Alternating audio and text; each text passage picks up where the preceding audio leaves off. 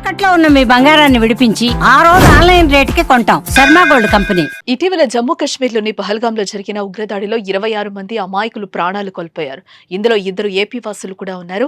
నెల్లూరు జిల్లా కావలికి చెందిన మధుసూదన్ అనే వ్యక్తి విహారయాత్రకు కశ్మీర్ వెళ్లి ఉగ్రదాడిలో కన్నుమూశాడు. దీంతో అతని కుటుంబం దుఃఖసాగరంలో మునిగిపోయింది. భర్త లేక భార్య, తండ్రి లేక పిల్లలు కన్నీరు మున్నీరుగా విలపిస్తున్నారు. ఇకపోతే ఇప్పటికే మధుసూదన్ కుటుంబాన్ని డిప్యూటీ సీఎం పవన్ కళ్యాణ్ తో పాటు పలువురు సినీ రాజకీయ నాయకులు కలిసి పరామర్శించారు. మధుసూదన్ కుటుంబానికి ధైర్యం చెప్పారు. ఇక జనసేన పార్టీ తరపున ఆ కుటుంబానికి ఆర్థిక సాయం కూడా ప్రకటించారు.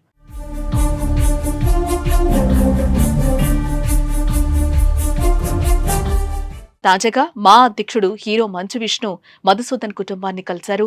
నెల్లూరు జిల్లా కావలి వెళ్లిన అతను మధుసూదన్ కుటుంబ సభ్యులను పరామర్శించారు. మొదట మధుసూదన్ చిత్రపటానికి పూలమాళ్లు వేసి నివాళులర్పించాడు విష్ణు. అనంతరం సత్యమణి కామాక్షి పిల్లలకు ధైర్యం చెప్పారు. మధుసూదన్ పిల్లల బాధ్యతను తాను తీసుకుంటానని, వారిని దత్తత తీసుకుని చదువుకు కావలసిన సహాయ సహకారాలు అందిస్తామని హామీ ఇచ్చినట్లుగా తెలుస్తోంది. కాగా మధుసూదన్ గత 12 సంవత్సరాలుగా బెంగళూరులో సాఫ్ట్వేర్ ఇంజనీర్ గా పనిచేస్తున్నారు. ఆయన తల్లిదండ్రులు తిరుపాలు, పద్మావతి కావల్లో అరటి పండ్ల వ్యాపారం చేస్తూ జీవనం సాగిస్తున్నారు. ఇదిలా ఉంటే ఇప్పటికే మంచు విష్ణు తిరుపతిలో 120 మంది అనాథ పిల్లలను దత్తత తీసుకుని వారి ఆలనా పాలన చూసుకుంటున్నారు.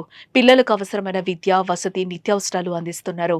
ఇప్పుడు పహల్గాం దాడి బాధిత కుటుంబానికి కూడా దత్తత తీసుకుంటామని ప్రకటించినట్లుగా తెలుస్తోంది. దీంతో సినీ అభిమానులు, నెటిజన్లు మంచు విష్ణును అభినందిస్తున్నారు.